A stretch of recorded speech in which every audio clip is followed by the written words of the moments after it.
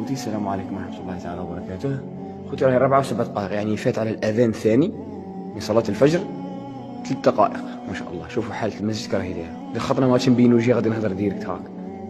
خوتي لا راني نكذب ولا راني نزيد على واحد، والله العلي العظيم ما تسامحني واحد عندك خوتي، والله العلي العظيم لو كان جا غير مصلى والله ما تغيظني خوتي، والله ما تغيظني خوتي، راه مسجد وباسمها. ولا نوريكم الاسم تاعه كاع، والله غير نوريكم الاسم تاعه كاع. هذا بنادم كاع يهبل درهم.